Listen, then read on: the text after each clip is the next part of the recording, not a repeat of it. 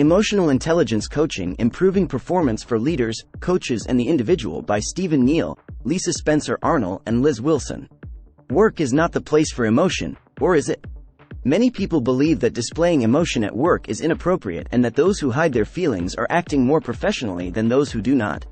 Learning the role of emotional intelligence, A. The ability to use emotional information about yourself and others to shape your choices, turns this belief around. Hiding your emotions means concealing aspects of yourself that are crucial to building personal or professional understanding.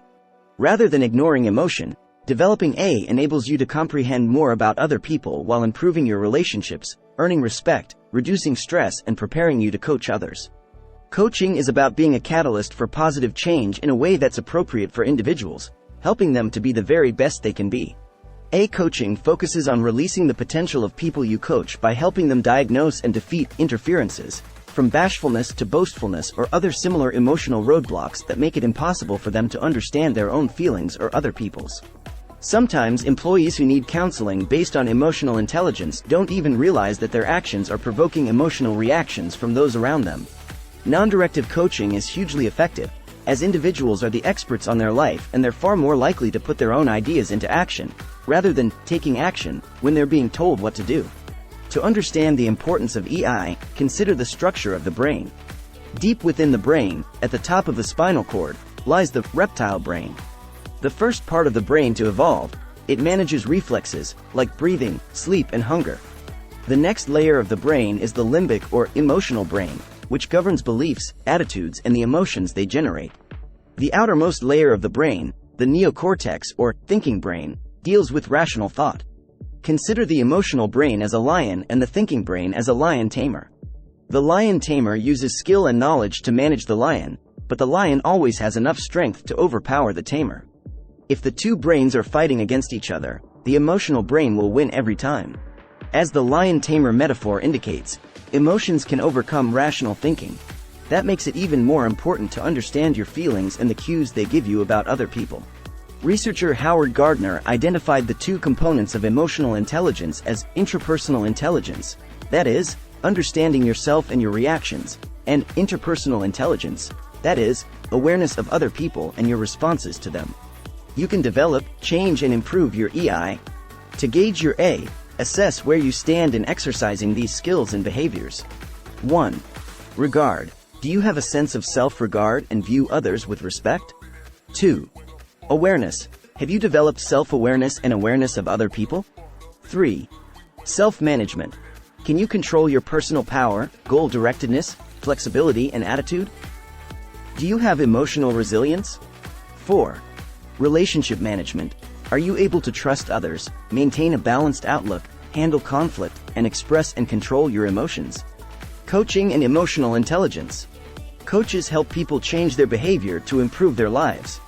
Unlike mentors, counselors, consultants, or trainers, coaches do not offer solutions.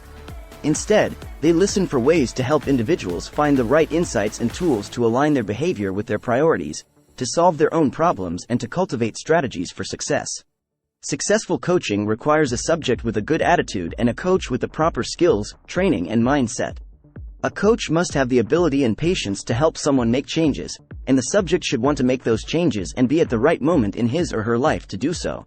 Coaching is not a quick fix to sort people out. Good coaches possess self-awareness and awareness of other people, hallmarks of high EI.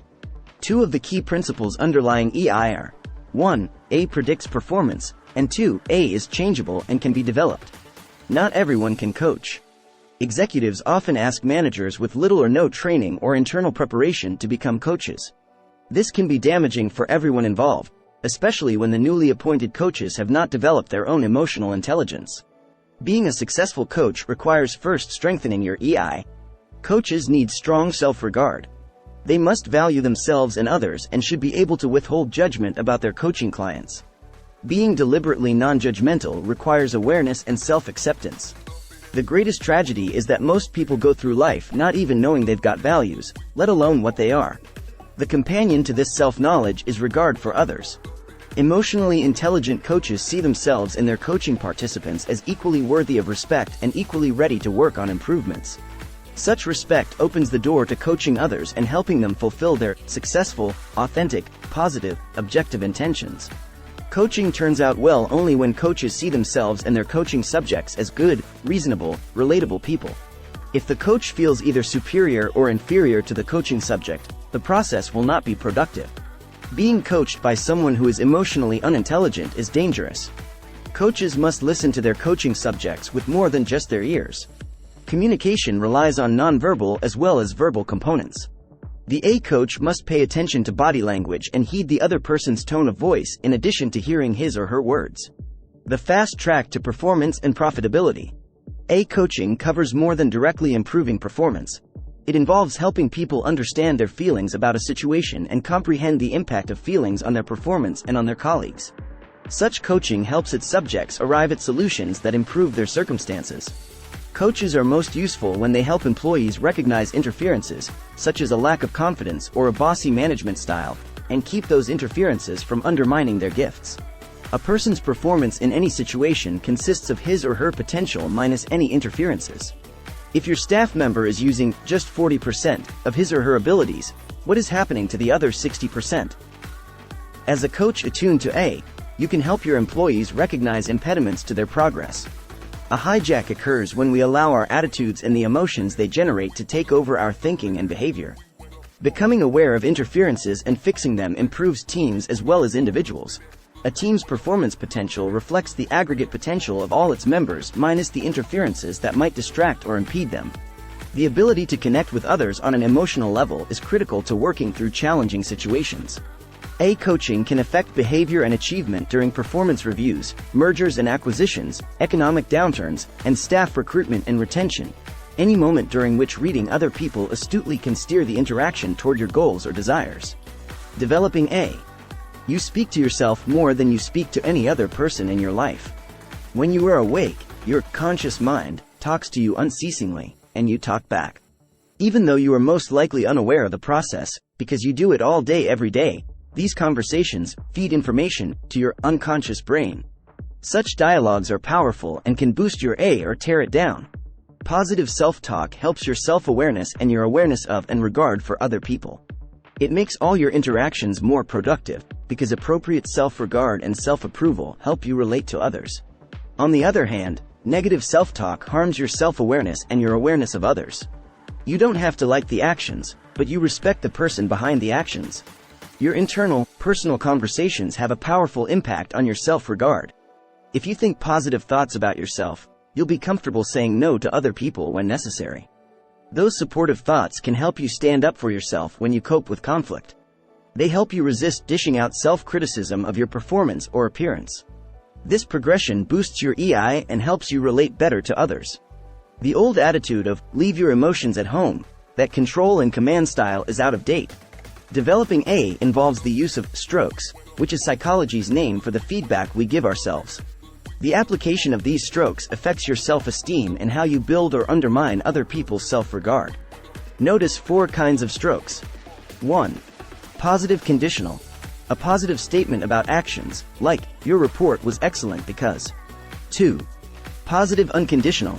A positive statement about someone as a person, like, I love your energy and enthusiasm. 3. Negative conditional. A negative comment about actions, like, your presentation would have been better if. 4. Negative unconditional. A negative comment about someone as a person, like, you are stupid. If your self-regard is genuinely high, you will also genuinely empathize with and accept others even when they are very different from you. When it comes to regard for others, remember that you can respect a person without approving of his or her actions. Self-awareness involves developing the ability to monitor your internal reactions, such as anxiety, unease, or pleasure, and taking them into account. Awareness of others involves the genuine desire to understand other people. Values, beliefs, attitudes, and the A coaching skills. Coaching someone else can help you identify and understand your own values, but attaining this level of awareness takes time and introspection. Clarifying your personal values will increase your awareness and heighten your sense of empathy for others. This creates a foundation for coaching, as well as for establishing your own purpose and goals. If either the coach or the staffer seeking coaching harbors negative attitudes about the possibilities of the A coaching process, achieving a good coaching relationship or reaching any other goals that emerge out of the coaching experience becomes much more difficult. The structures behind A coaching. 4 pillars support the practice of emotionally intelligent coaching. 1. Listening. More than hearing words, expressing agreement, or giving advice, true emotional listening gives the speaker time to explore thoughts and share them, while the listener takes in the information from words, tone, and body language. 1. A coaches must practice this kind of listening to be effective in their work. 2. Questioning. After emotionally aware listening, a coach can begin to ask the coached person a few thoughtful questions. 2. As a coach, use your intuition and the information you've gained from listening to ask questions that help the other person clarify his or her own situation. 3. Empathy. Coaches need to understand the perspective of their aspiring staffer without imposing judgment. 3. Empathy allows coaches to stay with their employees and withhold judgment or advice as they talk through their perspectives. 4. Rapport. If you have a healthy regard for yourself and for others, and you communicate with truth and sincerity, you can create deep rapport, a genuine connection, with another person. 4. This helps build relationships.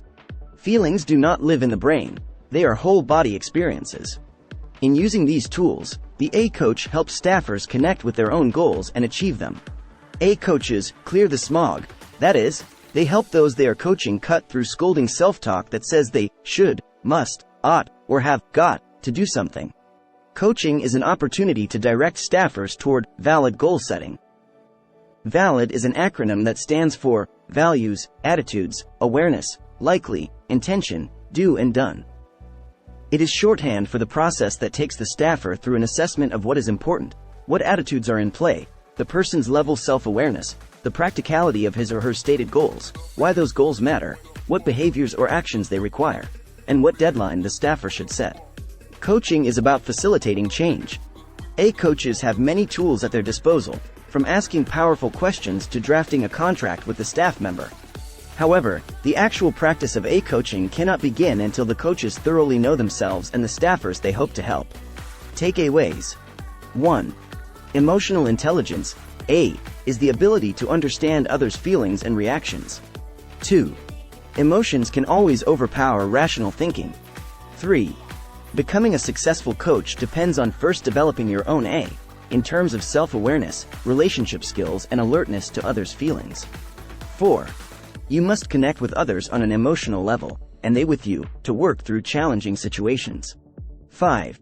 Coaching helps people develop tools to align their behavior with their priorities, to solve their own problems, and to develop strategies for success. 6. A coaches must understand their own emotions, values, beliefs, and attitudes, and those of the people they coach. 7. Hiding your emotions means concealing aspects of yourself that are crucial to building personal or professional understanding. 8. A coaching helps remove interferences that keep you from reaching your potential. 9. Changing the conversation with yourself can change your behavior and results. 10. Listening, questioning, and building empathy and rapport are powerful A coaching tools. Please like, share, and subscribe for more videos. Thanks for watching.